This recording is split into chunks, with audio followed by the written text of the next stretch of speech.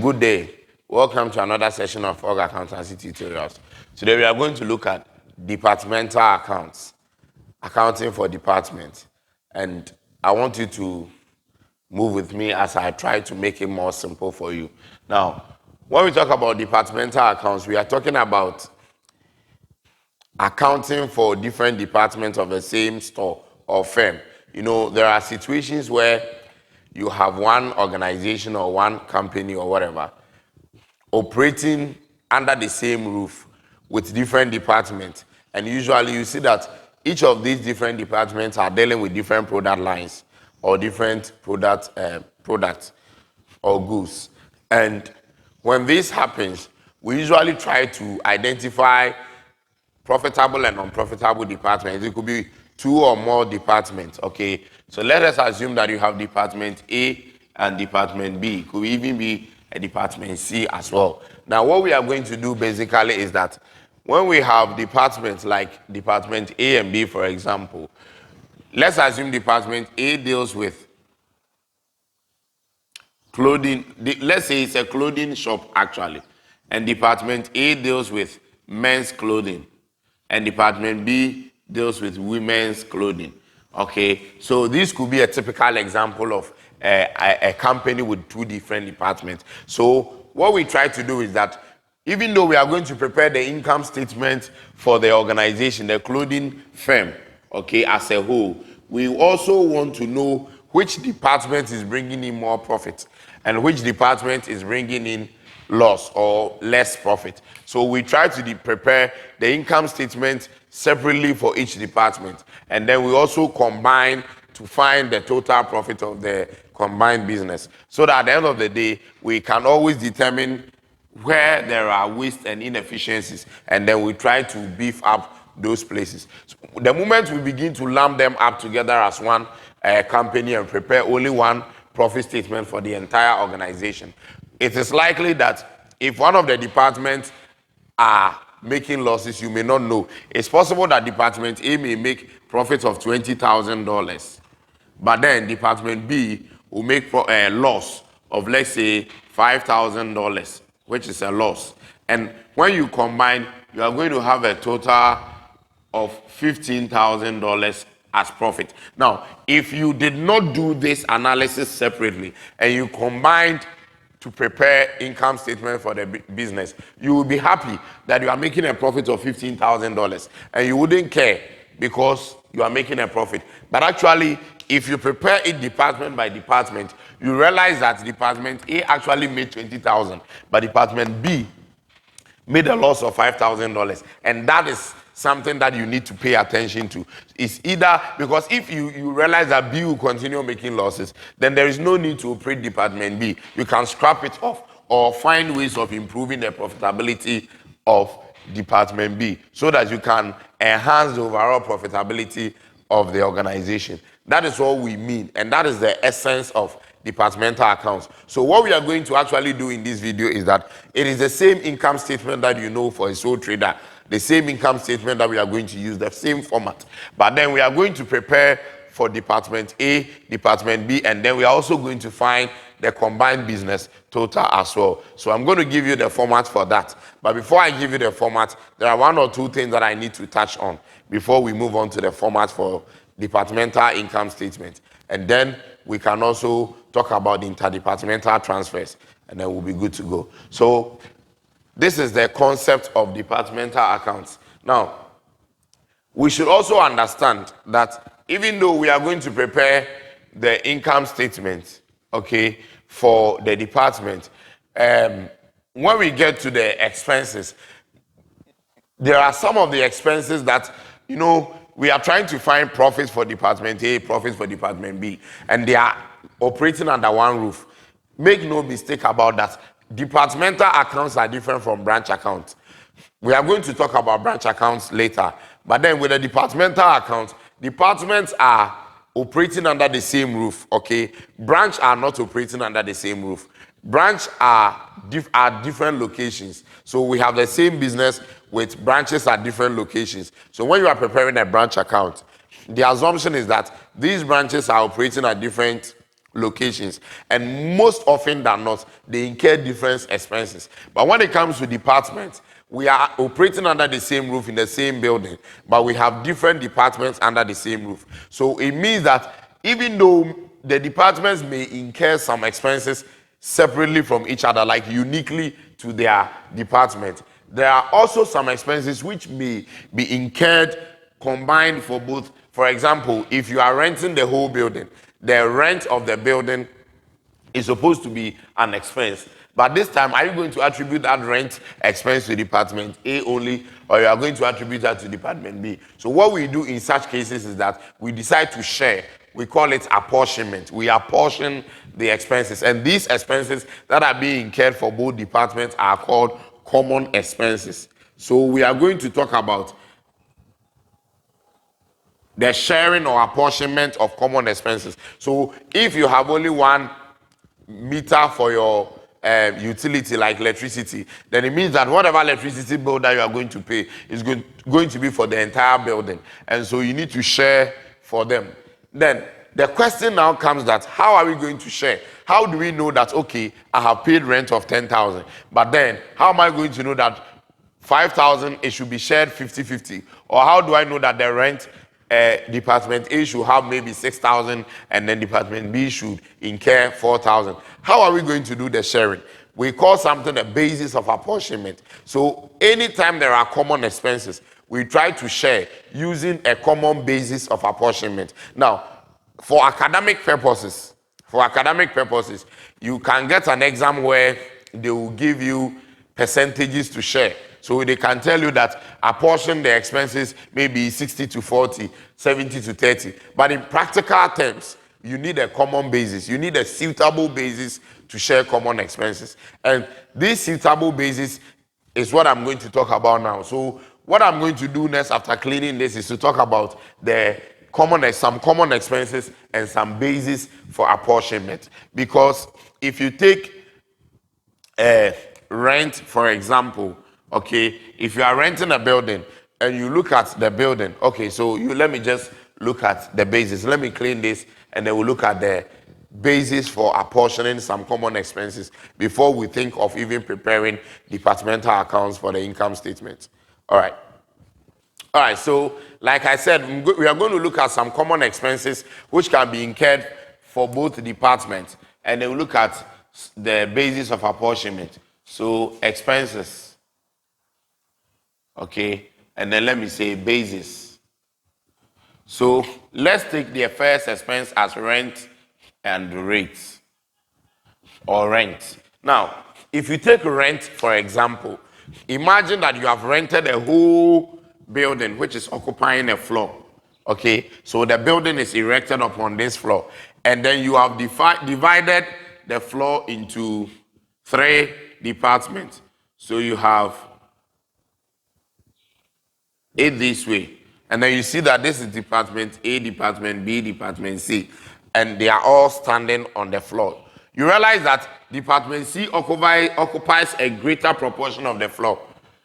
If I want to be straightforward, I would say this is half of the floor, and then let's assume that this is also occupying half. So let's say this is 25% of the floor, B is occupying 25%, and C is 50%. So if you want to apportion the rent expense, if you paid $100 for rent, then it means that C must get a bigger portion. If you share it equally, you are going to cheat Department A and B because they're occupying a smaller portion of the land on which the building stands, okay, of the floor. So we can say that we will look at the floor area occupied. So in this case, we can say C occupies 50% of the floor, A occupies, let's say 30%, and B occupies 20%. And so I'm going to use this as the ratio for sharing. So it means that if I want to know the rent expense for Department A, it's going to be the floor area occupied of 30% times the 100, and that's going to give me 30. So B is going to be 20, and C will get $50. So this is how it's going to be shared. 20% of 100 goes for B, and then 50% of the 100 goes for C. So this is just an example, but I want you to understand that when you see rent, the basis for apportioning rent is floor area occupied. That is if you are not giving any percentage. If you are not giving any percentage in the question, then they will give some proportions for the floor area. It's not all the time it will be in percentages. Sometimes they will give it to you in square kilometers. Okay, so you just need to find your own ratio according to the information of the floor area occupied, and then you can apportion your rent. So that is it for rent and rate. So let us look at some more common expenses and see how they will be apportioned. So let's look at insurance of building. Insurance of the building. If we want to apportion insurance of building, obviously the most reliable basis of apportionment should be floor area occupied, just as the rent, because the building occupies a floor and each department occupies a portion of the floor. So if the common expense is the insurance of building, then the basis that you could share is the proportion of the floor area occupied. So this is what we mean by apportionment of common expense. So that is the basis of apportionment. Okay, so you get a question and they may give you some of these bases and they will show you some common expenses and you need to apportion them. Now, if you are fortunate enough, they may not give you these bases, but they will give you fractions or percentages, and then you use that. Now, the next expense I want to look at is discounts allowed. If you have discounts allowed as a business expense and you cannot tell whether it is for Department A or Department B, how are we going to apportion this? Now, the common basis for apportioning discounts allowed is the proportion of your sales. So we say proportion of sales. Proportion of sales in a sense that, discount allowed relates to selling, even though it's a financial charge. You sell to your customers, they are owing you, they want to pay, but you give them discount. And so anytime there is discount allowed, look for the sales figures for both departments. If Department A is having 1,000 sales, Department B is having 1,500 sales, then the ratio will be 1 or 2:3 or 1:1.5. So that is the proportion of sales. And if discount allowed is for proportion of sales, then discount received will also be apportioned with the proportion of purchases. So that is how we apportion the discount received as well. And then let's also look at wages and salaries if they are combined. Now, as for wages and salaries, we all know they are paid to the employees. So if you are not told that this is the wages and salaries of Department A and that is the wages and salary of Department B and it is combined, they need to apportion based on the number of employees that are working in each department. So wages and salaries will be apportioned based on the number of employees. The number of employees. So if Department A has 10 employees, Department B has 20 employees, then the ratio will be 1:2. Then you use that to apportion the wages and salaries figure. All right. Let us also consider an expense like depreciation of machine or depreciation of furniture or whatever. Now, if it is depreciation of machine, then you look at the cost of the machine for the department. If it is furniture, depreciation of furniture, cost of furniture. So whatever non-current asset that is depreciating, you can look at the cost that each department used to buy or the cost of the machine for each department, and then you use that to apportion because it's very simple. Okay, you use the cost to. You see, what we are going to do is that we are using the cost only as a ratio. Take note, so we are converting the cost of the machine for both departments to be a ratio and a basis for sharing the depreciation expense. So that is what we mean. Let me add some few ones and then we can move on to the format. So let us also consider an expense like carriage inwards and carriage outwards. Now, if you have carriage outwards is related to sales. So we apportion based on the sales proportion. So you use their sales as a ratio. If you have carriage inwards, then that will be the purchases proportion. All right, so if you have an expense like canteen expense, of course, canteen means feeding of the employees. So you need the number of employees of each department as a ratio for sharing. The number of employees becomes the basis of apportionment for canteen expenses. Then finally, let me add advertising as a 10th.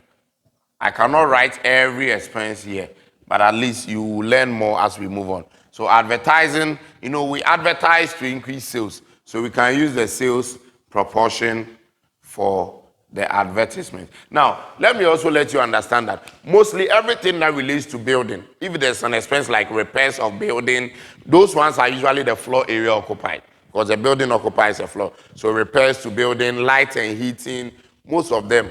And then if you have supervision of employees, that is also the number of employees. So what we need to understand is that there are times that we may not even see what I have mentioned, okay, as a basis. But once you have the expense, you look for the closest basis, the most suitable basis to apportion your expense.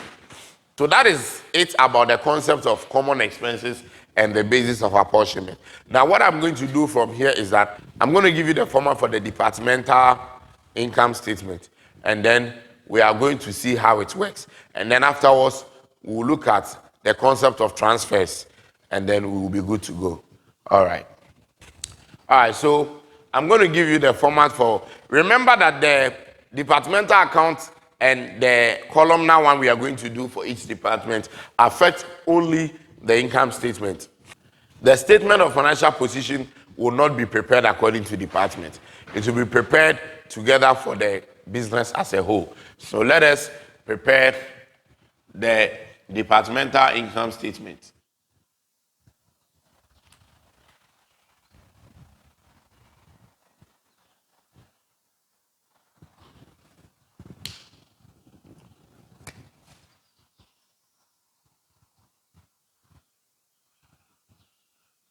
For the year ended,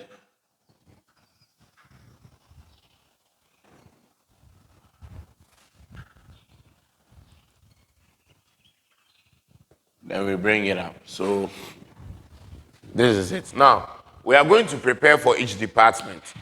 Okay, so I'm going to put, look at what I'm going to do. Let's say I call this Department A, then Department B, and then there should be a total column. Please take note that there should always be a total column because we need a total column to get the profit from the combined business. And we need to also show the profit for each department. So let me show my currency sign in dollars. All right. So just as we know, we are going to prepare and start with the sales. So in this case, we cannot do, some people will do two currency signs under each of them. So that one for sales and then one to work the cost of sales. But what I try to always advise is that it will make the work clumsy. So learn how to use just one currency sign to prepare the income statement. So you can start with your sales. So sales figure for each department. Now, and then if you have sales for department A and B, then you combine it. You are going to add the two and put them under the total sales column. That is the meaning. The total column is a combination of A and B. So you put it there. And then if there is any sales returns, you take it out, just as you know.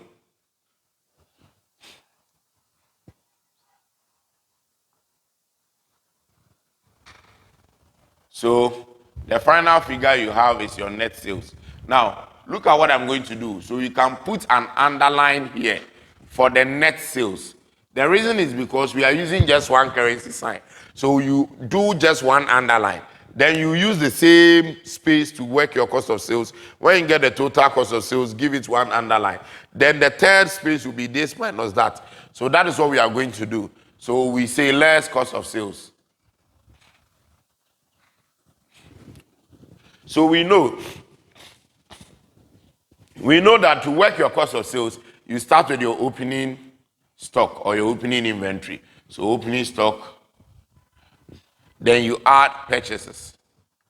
Now, at this very juncture, you see that you don't have enough space to say you are shifting to work for other adjustments on purchases. So you'll be forced to put all of them under the same currency sign. So purchases will come. If there are any adjustments like carriage, inwards, they will also be added. If you have returns outwards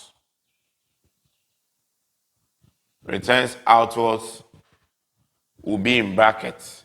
So you see, whatever I'm putting here may not be given in the question, but you have to take your calculator and then punch this plus that and put it there. This plus that, you put it there. This plus that, you put it under the total. The same for the returns. And then when we are done, you see that your net purchases is already implied. So whatever figure you have is your cost of goods available for sale. It's a very, very, very simple topic.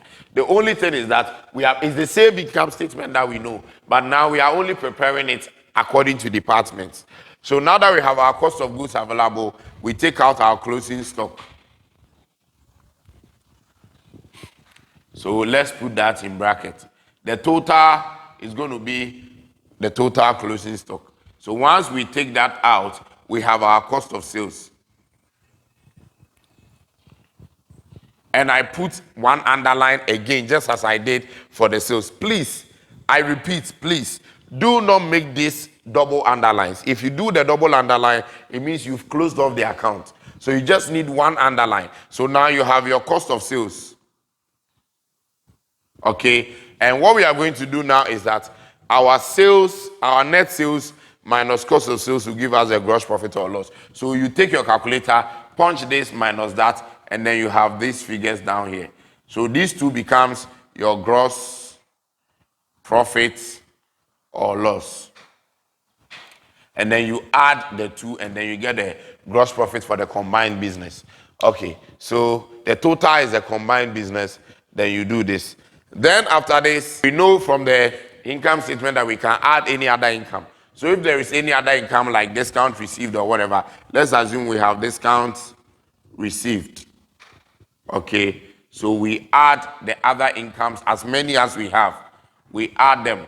And when we add, we do another one underline because we have our total income now. So now that you have your total income, you can now take out your expenses. So you say expenses. And this is where, if there are common expenses, you need to do the apportionment before you put them here. But if the expenses are such that you know that this one is strictly incurred by Department A, that other expenses by Department B, you know their values originally, you put them there and then you add them for the total. But if you have common expenses, then the common expenses, the total common expense will be at the total column. And then you use the basis of apportionment to split them to the departments. So that is how it's going to be. So let's assume we have rent and rates. Let me just list 3 expenses because we don't have a lot of space on our board. So you share, you put them here, the total will be here. And then let's assume you have depreciation of whatever non-current asset. So let's assume these are your only expenses, and let me add advertising to make it 3 expenses. So now, after listing your expenses, you total the expenses. Also, you put one underline. Okay, because we are doing all under one currency sign. So the moment you have your total expenses, according to what we have studied from our income statement, we know that total income minus total expense gives you your net profit or loss. So you have your net profit or loss. Then you can do your double underline because you are now done with your statement. You are now done with your statement. So once you have your net profit or loss, you can do a double underline. Okay. So this is the format of the departmental account. Yeah, in fact, it is not anything difficult. I have received a lot of requests for this topic. Now, we are not done. This is the format that you should learn. Okay, I'm going to talk about interdepartmental transfers. We are going to solve a question in our next video.